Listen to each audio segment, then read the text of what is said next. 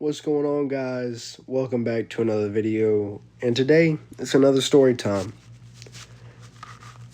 Have y'all ever been in a position where you have to bum rides from somebody else? Because that was the position I found myself in on the day this story takes place. To set the scene a little bit, I had just gotten into my first wreck that had totaled a vehicle. My poor 1997 Ford F-150 in mint condition had met the business end of a Mazda B2300, and it didn't really survive after that Mazda decided they wanted to pull out in front of me. So, I was bumming rides to and from school from this homie, we'll call him Jared. So, on this particular on this particular day, I was riding with Jared, and we had a couple stops to make. First was the music store, which was not uncommon, seeing as Jared is a big fan of guitars and music and the like, so, wasn't surprising.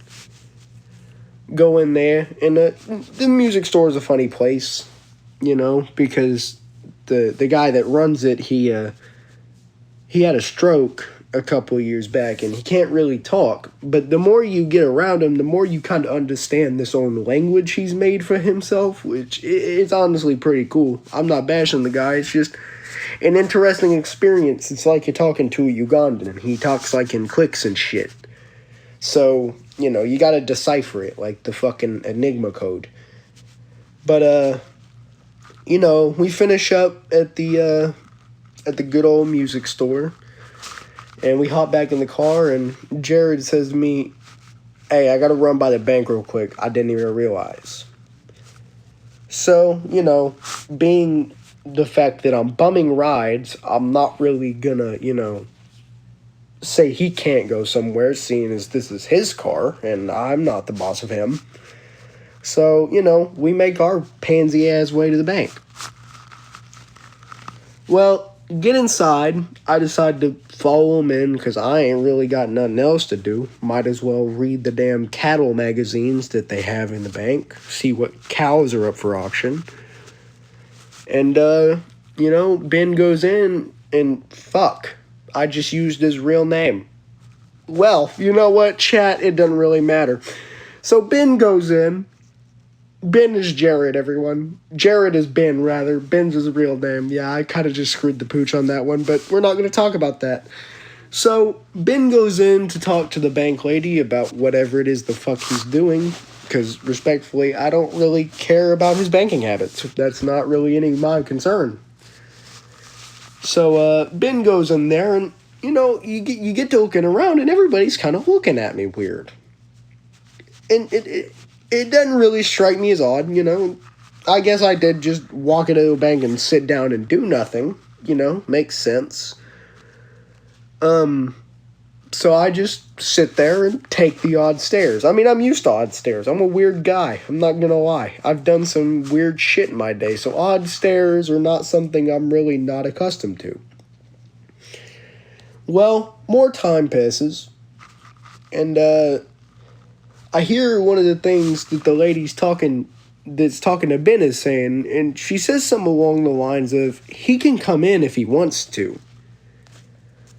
Which I also think is odd, because I feel like that would be sensitive banking information that maybe you shouldn't encourage your clients to give out to just friends.